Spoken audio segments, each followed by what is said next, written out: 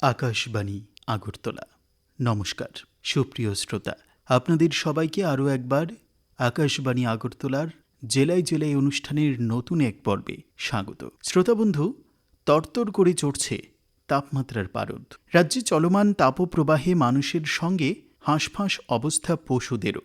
এ অবস্থায় কেমন আছে সিপাহীজলা চিড়িয়াখানার পশু পাখিরা? ত্রিপুরার একমাত্র চিড়িয়াখানার আবাসিকদের গরমের হাত থেকে সুরক্ষিত রাখতে কি বিশেষ ব্যবস্থা গ্রহণ করেছেন চিড়িয়াখানা কর্তৃপক্ষ? এই বিষয় নিয়েই প্রথমেই শুনুন আকাশবাণীর সিপাহীজলা জেলার প্রতিনিধি অভিজিৎ বর্ধনের পাঠানো একটি প্রতিবেদন। তীব্র দাবদাহে নাজেহাল গোটা ত্রিপুরা। গোটা দেশ জুড়ে চলছে তাপপ্রবাহ। অত্যাধিক গরম থেকে বাঁচতে দিনের নির্দিষ্ট সময়ে ঘর থেকে না বেরোনোর পরামর্শ সাধারণ মানুষের প্রতি রাখছেন চিকিৎসকরা। সঙ্গে খাবার দাবারের পরিবর্তন, বেশি পরিমাণে জলপান ইত্যাদি পরামর্শ তো রয়েছেই। শুধু মানুষ নয়, জীবজন্তুরাও ক্লান্ত হয়ে পড়েছে এই গরমে। এরকম অবস্থায় ত্রিপুরার সিপাহীজলা চিড়িয়াখানা কর্তৃপক্ষ তাপপ্রবাহের বিরুদ্ধে পশু পাখিদের সুস্থ রাখতে বিভিন্ন রকমের সতর্কতা অবলম্বন করেছেন। চিড়িয়াখানার অধিকর্তা বিশ্বজিৎ দাস জানিয়েছেন, গরম বেশি থাকায় মরশুমের এই সময়টাতে গত 2 বছর যাবৎ এই বিশেষ ব্যবস্থা গ্রহণ করতে হচ্ছে তাদেরকে। গরমে সিপাহীজলা চিড়িয়াখানার আবাসিক পশু পাখিদের সুস্থ রাখতে পর্যাপ্ত পরিমাণে স্নানের জল ও পানীয় জলের ব্যবস্থা রাখা হচ্ছে। রাতে যে স্থানে নিদ্রা যায় এই আবাসিকরা, সেখানে ছেটানো হচ্ছে জল, দেওয়া হচ্ছে বরফ। তার বাইরেও গ্রহণ করা হচ্ছে আরও কিছু ব্যবস্থা। বেসিক্যালি আমরা যেটা গত অর্থবর্ষ থেকে দেখলাম যে এই গরমটা ফিল হচ্ছে গত 22-23 এবং এই কারেন্ট 23-24 অর্থবর্ষরে বিশেষ করে সাংঘাতিক গরম পড়েছে। এর আগে এরকম ধরনের সিচুয়েশন অ্যারাইজ হয়নি। তো এই বছর আমরা যেটা করছি বেসিক্যালি অ্যানিমেলের জন্য, আমরা প্রথম যেটা করছি হচ্ছে সাফিসিয়েন্ট ড্রিঙ্কিং ওয়াটার এবং ওয়াটার ফর বাথিং এনক্লোজারগুলোতে আমরা এনশিওর করছি, এবং টাইম টু টাইম যে নাইট শেল্টারগুলো আছে ওগুলোতে আমরা 2-3 বার করে ওয়াটার স্প্রে করে দিচ্ছি, আইস কিউব দিচ্ছি। এবং যেখানে যেখানে বেশি রোদ হচ্ছে আমাদের এখানে green agro shade net, bamboo দিয়ে আমাদের থ্যাচ বানিয়ে উপরে প্রোটেক্টিভ শেড দেওয়া হচ্ছে যাতে টেম্পারেচারটা কন্ট্রোল করা যায়। প্লাস আমাদের ডায়েটারি প্যাটার্নও কিছু চেঞ্জ হয়েছে, যেমন যেই ফ্রুটসগুলো বেশি ওয়াটার কন্টেন্ট থাকে ওইগুলো আমরা ইন্ট্রোডিউস করছি, যেমন ওয়াটারমেলন। মেনলি আমরা ওয়াটারমেলন দিচ্ছি সাফিসিয়েন্ট কোয়ান্টিটিতে যাতে ডিহাইড্রেশন না হয় এনিমেলের। প্লাস ডাক্তারবাবু যেটা আগে বললেন যে আমরা ইলেকট্রোলাইট দিচ্ছি ড্রিঙ্কিং ওয়াটারের সাথে মিক্স করে যাতে ডিহাইড্রেশন না হয়। প্রোঅ্যাক্টিভলি আমরা উই আর ভিজিল্যান্ট, আমরা টাইমলি আমরা অ্যাকশান নিচ্ছি। আমাদের এখানে এরকম ধরনের কোনো ইনসিডেন্ট নেই। বেসিক্যালি অ্যানিমেলের হিট স্ট্রোক বা সানস্ট্রোক যেটা হয় মানুষের ক্ষেত্রে, সেমই অ্যানিমেলের ক্ষেত্রে। অ্যানিমেল আর মোর সেন্সিটিভ দেন হিউম্যান বিং। তো আমরা ওই জন্য বিশেষ করে আমরা সমস্ত ধরনের যা অ্যারেঞ্জমেন্ট দরকার আমরা রেডি আছি। আমাদের এখানে এরকম ধরনের কোনো ইভেনচুয়ালিটি এখনো হয়নি এবং আশা রাখছি এরকম ধরনের কোনো ঘটনা হবে না। চিড়িয়াখানার প্রাণী চিকিৎসক কেশব দেবনাথ জানিয়েছেন, যে সমস্ত ফলে জলের ভাগ বেশি এমন ফল খাওয়ানো হচ্ছে সিপাহীজলা চিড়িয়াখানার পশু পাখিদের।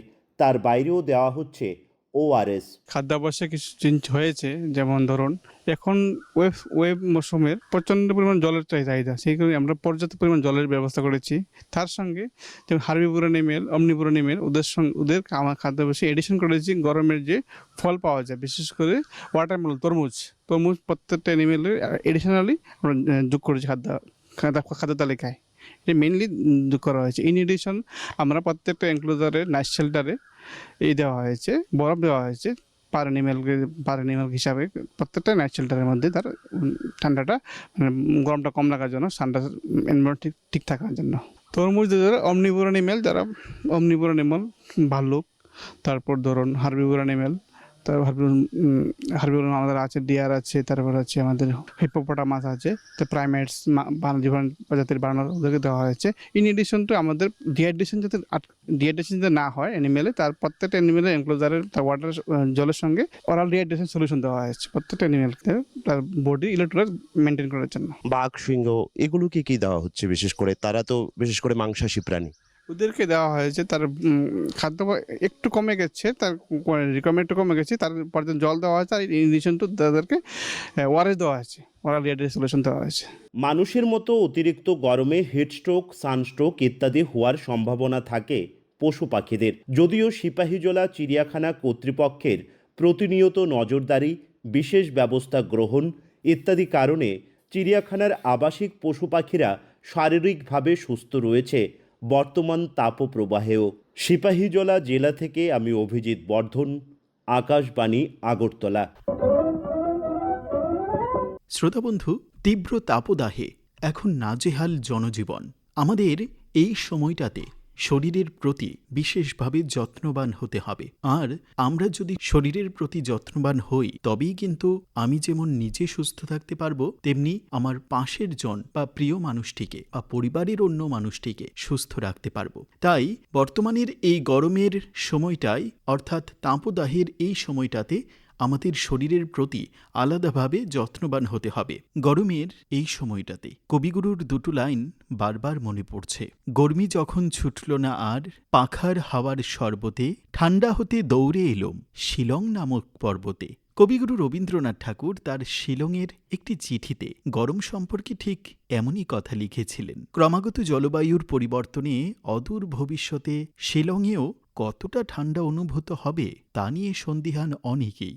এদিকে বর্তমান সময়ে আমাদের রাজ্য ত্রিপুরাও হাঁসফাঁস করছে এই গরমে, নাজেহাল প্রত্যেকেই। বিগত কয়েকদিন যাবৎ সর্বোচ্চ তাপমাত্রার পারদ ঘুরপাক খাচ্ছে ৩৫ থেকে ৩৮ ডিগ্রি সেলসিয়াসের মধ্যে। এই দাবদাহে নিজেকে সুস্থ রাখতে কি খাবেন, কি খাবেন না, কি পরিধান করবেন, কি বা পরিধান করবেন না, আকাশবাণীর সিপাহীজলা জেলার প্রতিনিধি অভিজিৎ বর্ধনের সঙ্গে এক একান্ত সাক্ষাৎকারে বা আলাপচারিতায় এইসব বিষয়ে সাধারণের উদ্দেশ্যে কিছু পরামর্শ রেখেছেন সোনামুড়া সামাজিক স্বাস্থ্য কেন্দ্রের ইনচার্জ ডক্টর পার্থ প্রতিম দাস।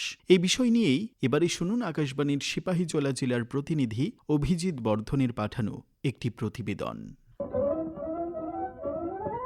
বনভূমি ধ্বংস, জলবায়ুর পরিবর্তন ইত্যাদি নানান কারণে গোটা পৃথিবীব্যাপী দিন দিন বেড়ে চলছে ভূ উষ্ণায়ন। এর থেকে বাইরে নয় আমাদের ছোট্ট পার্বতী রাজ্য ত্রিপুরাও। বিগত কিছুদিন যাবৎ অপরিমিত বৃষ্টিপাতের কারণে আমাদের এ রাজ্যেও হু হু করে ঊর্ধ্বমুখী হচ্ছে তাপমাত্রার পারদ। হাঁসফাঁস গরমে নাজেহাল জনজীবন। এই গরম থেকে নিজেকে রক্ষা করতে পর্যাপ্ত পরিমাণ জলপান, রোদে বেরোলে সানগ্লাসের ব্যবহার, সতেজ ফলাহার, যতটা সম্ভব রোদে না বেরোনোর পরামর্শ রেখেছেন সোনামুড়া সামাজিক স্বাস্থ্য কেন্দ্রের ইনচার্জ বিশিষ্ট চিকিৎসক পার্থ প্রতিম দাস।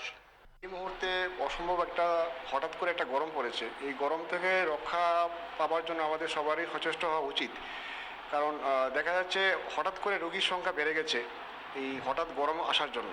মূলত আমাদের যে গরমে যে জিনিসটা আমাদের মেইনলি আমাদের লক্ষ্য করতে হয়, আমাদের যে হাইড্রেশন, মানে আমাদের যাতে শরীরে যাতে জলের অভাব তৈরি না হয়। ম্যাক্সিমাম ক্ষেত্রে দেখা যায় যে আমরা ঠিকমতো জল খাই না, পরিবেশ এমনিতেই উত্তপ্ত থাকে, গরম থাকে, তার মধ্যে জল খাওয়া কমে যায়। তো প্রথম পয়েন্টটা আমাদের মনে রাখতে হবে, আমাদের প্রচুর পরিমাণে জল খেতে হবে। দ্বিতীয়ত, আমরা সানলাইট এক্সপোজার যতটুকু সম্ভব এড়িয়ে চলতে হবে। যারা যে সমস্ত আমাদের বাইরের কাজ করতে হয়, আমরা সবগুলি ম্যাক্সিমাম সকালের দিকে বা সন্ধ্যার দিকে করতে হবে, যাতে আমরা সূর্যের সানলাইটটা এড়িয়ে চলতে পারি। এটা 2 নম্বর পয়েন্ট। 3 নম্বর পয়েন্ট, আমাদের ফ্রেশ ফ্রুট খেতে হবে। ফ্রেশ ফ্রুট বলতে যেগুলি একদম ফ্রেশ পাওয়া যায়। এই জন্য আমরা কোনো কোল্ড ড্রিঙ্কস খাবো না। যে কোনো আমাদের ন্যাচারাল যে সমস্ত ফ্রুটস পাওয়া যায়, আম পেতে পারি আমরা, এই সময় আমের সিজন আছে, আম খেতে পারি আমরা, বেদানা খেতে পারি, লেবুর শরবত যেগুলি আমাদের সবসময় পাওয়া যায়, এগুলি আমরা খেতে পারি। তো 3 নম্বর পয়েন্ট, আমাদের এই সমস্ত সাইট্রাস ফ্রুটগুলি বেশি পরিমাণে খেতে হবে। চতুর্থ পয়েন্ট, আমাদের যেগুলি করতে হয়, আমাদের কোল্ড ড্রিঙ্কস, অ্যালকোহল, চা, কফি, এই সমস্ত জিনিসগুলো আমাদের অ্যাভয়েড করা উচিত। কারণ এগুলি আমাদের ডাইউরেটিক্স। এগুলি কী করে? এগুলি আমাদের শরীর থেকে জল জোর করে বের করে দেয়। তো যদি আমরা এই গরমকালে এমনি আমাদের শরীর থেকে এভাবে এত গরম থাকে, আমাদের ঘামের মাধ্যমে প্রচুর পরিমাণে জল নিঃসৃত হয়, তো সেইভাবে মধ্যে যদি আমরা এগুলি খেয়ে থাকি, পান করে থাকি, তাহলে আমাদের শরীর থেকে আরও পরিমাণ জল বেরিয়ে যাবে। সেই ক্ষেত্রে আমাদের একটা ডিহাইড্রেশনের সমস্যা তৈরি হয়ে যায় শরীরের মধ্যে। রোদ্রে বের হতেই হয়, তাহলে আমরা হালকা পোশাক পরবো, সুতির কাপড় পরবো, যেগুলি আমাদের শরীরে চিপচিপে হয়ে থাকবে না। সেইগুলি আমাদের শরীরে বাতাস, শরীরের মধ্যে বাইরে থেকে ভেতর ঢুকতে পারে, ভেতর থেকে বাইরে বাতাসটা বেরোতে পারে, এমন জিনিস পরতে হবে। এবং দ্বিতীয়ত, আমরা সানগ্লাস ইউজ করতে পারি পারি চোখের রক্ষা করার জন্য, যাতে চোখের মধ্যে কোনো সানলাইট সমস্যা তৈরি না করে। আর অনেক সময় আমরা সানস্ক্রিন ইউজ করতে পারি, আদারওয়াইজ অনেক সময় অতিরিক্ত তাপে আমাদের ত্বকেরও সমস্যা হয়ে থাকে। তো ছাতা ব্যবহার করতে হবে আমাদেরকে, ছাতা ব্যবহার করতে যতক্ষণ আমরা বাইরে হব, যে আমাদের বাহার হতেই হচ্ছে তখন আমরা ছাতা ব্যবহার করব। এগুলি থেকে আমরা মোটামুটি আমাদের যতটুকু সম্ভব রক্ষা করতে পারি। কিন্তু মেইন যেটা আমাদের হতে হবে, আমাদের প্রচুর পরিমাণে জল অবশ্যই নিতে হবে, জল খেতে হবে, জলটা যাতে আমরা কোনো সময় ইসে না করি। আর দ্বিতীয়ত আরেকটা পয়েন্ট আমি ভুলে গেছি বলতে, তা হলো আমাদের এই সময়ে আমাদের স্পাইসি ফুডগুলো, যেমন ফাস্ট ফুড, মাংস, চিকেন, যেগুলি বাইরে আমরা জাঙ্ক ফুড হয়ে থাকে, এগুলি আমরা অ্যাভয়েড টোটালি করতে হবে। কারণ এই সময়ে এগুলি যদি আমরা খেয়ে থাকি, এগুলি থেকে আমাদের শরীরে একটা ডিহাইড্রেশন তৈরি হয়, এবং এসে দেখা যায় বিভিন্ন সময় আমাদের একটা পেট খারাপও হয়ে থাকে। অতিরিক্ত গরম, বাইরে অতিরিক্ত গরম, আর আমরা ভেতরেও আমরা অনেক গরম জিনিস নিলাম, চিকেন নিলাম বা যে কোনো একটা মশলাদার খাবার নিলাম, যেগুলি আমাদের শরীরে ক্ষতি করছে।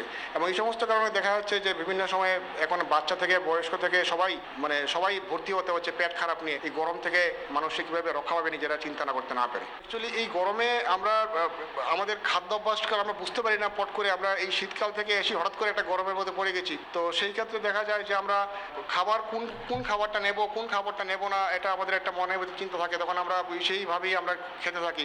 যেই বললাম না, আমাদের যে চিকেন বাগারা নিচ্ছি, আমরা বাইরে জাঙ্ক ফুড খাচ্ছি, তার মধ্যে আরেকটা আমাদের ভুল ধারণা আছে যে আমরা অতিরিক্ত গরমে কোল্ড ড্রিঙ্কস পান করি। থামস আপ খারাপ বলুক, স্প্রাইট বলুক, যে কোনো ব্র্যান্ডের জিনিস থাকে, আমরা কোল্ড ড্রিঙ্কস, এগুলি আমাদের শরীরে, এগুলি অতিরিক্ত সুগার থাকে, এগুলি আমাদের খেলে আমাদের ডায়াবেটিসের মতো হয়ে যায়, যেগুলি আমাদের শরীর থেকে জল বের করে দেয়, জল আমাদের হাইড্রেশনের থেকে জল বের করে দেয় বেশি করে। তো সেইগুলি আমাদের অ্যাভয়েড করা উচিত। এগুলি অ্যাভয়েড না করতে পারলে আমরা গরমের থেকে আমাদের ডিহাইড্রেশন হয়ে আমাদের অনেক সমস্যা হতে পারে। প্রতিদিন পর্যাপ্ত পরিমাণ জল পানের পাশাপাশি এই গরমে নিজেকে সুস্থ রাখতে একাধিকবার স্নান করার পরামর্শ রেখেছেন চিকিৎসক পার্থপ্রতিম দাস। অ্যাকচুয়ালি 2 থেকে 3 লিটার জল আমাদের সবসময় পান করা উচিত। আর দ্বিতীয়ত আমরা স্নান করার অভ্যাসটা আমাদের অ্যাটলিস্ট আমাদের প্রত্যেক সময় আমাদের স্নান করা উচিত। শরীরকে সুস্থ রাখার সাথে সাথে আমাদের পরিচ্ছন্নতার ব্যাপারে এটাও সাহায্য করে। কিন্তু গরমকালে এটাকে আমরা পরিচ্ছন্নতার সাথে সাথে আমাদের সুস্থ রাখার ব্যাপারটাকে চিন্তা করতে হবে। সেই জন্য আমাদের অ্যাটলিস্ট যদি আমরা দিনে 2 বারের মতো স্নান করতে পারি, কোনো সমস্যা হবে না। তো এমন কোনো বিশেষ ব্যাপার নেই, কিন্তু আমাদের প্রত্যেকেরই শরীরটাকে ঠান্ডা করার জন্য আমাদের যা করতে হবে, স্নান তো অবশ্যই করা উচিত। এই সময়ে শিশুদের পাশাপাশি যে সমস্ত লোকেরা আর্থ্রাইটিস বা বাতজ সমস্যায় ভুগছেন, তাদের জন্য পরামর্শ রয়েছে এই চিকিৎসকের। শিশুরা এই সময় দেখা যাচ্ছে, শিশুরা অ্যাকচুয়ালি বাচ্চাদেরকে তো আমরা জলের ব্যাপারটাকে বা হাইড্রেশনের ব্যাপারটা ওদেরকে আমরা বোঝাতে পারবো না। আমাদের গার্জেনদেরই ওদেরকে ভালো করে বুঝিয়ে জল খাওয়াতে হবে। দ্বিতীয়ত এই সময়ে যেহেতু একটা সব দিকে একটা বৃষ্টি বাদল নেই, আমাদের একটা জলের মধ্যে একটা ইনফেকশনের চান্স থাকে। সেই জন্য আমাদের জল ফুটিয়ে বাচ্চাদেরকে যদি পান করাতে পারি, তাহলে আমাদের মনে হয় আমরা বাচ্চাদের যে পেট খারাপের যে একটা সিমটম আছে বা জলবাহিত যে রোগটা আছে এই সময় ছড়িয়ে থাকে, ওটা থেকে আমরা মুক্তি পেতে পারবো। আর্থ্রাইটিসের পেশেন্ট অ্যাকচুয়ালি এই মুহূর্তে যেই জল থাকে, সেই জল আমাদের পারিপার্শ্বিক জলটা গরম থাকে। তো সেই জন্য যে আলাদা করে জল গরম করে স্নান করার ব্যাপারটা ওদের দরকার নেই। ওরা যদি দিনে 2 বার স্নান করে, যে নর্মাল টেম্পারেচারে থাকে, এই টেম্পারেচারেই জল অনেক গরম থাকে, অ্যারাউন্ড 32-33 ডিগ্রি তাপমাত্রা থাকে জলের তাপমাত্রা। তো সেই ক্ষেত্রে মনে হয় না যে কোনো আলাদা করে গরম জল করে ওদেরকে স্নান করাতে হবে বা কোনো সমস্যা হবে। নর্মাল স্নান করলে কোনো সমস্যা হবে না। বছরের এই সময়টায় গরম যখন বাড়তে থাকে, পাল্লা দিয়ে বাড়তে থাকে বিভিন্ন শারীরিক সমস্যা, কিন্তু চিকিৎসকের পরামর্শ আর নিজে একটু সাবধানতা অবলম্বন করলে এই সমস্ত সমস্যা আমরা সহজেই এড়াতে পারি। সিপাহীজলা জেলা থেকে আমি অভিজিৎ বর্ধন, আকাশবাণী আগরতলা। শ্রোতা বন্ধু, আজকের মতো জেলায় জেলায় অনুষ্ঠান এখানেই শেষ করছি। নমস্কার।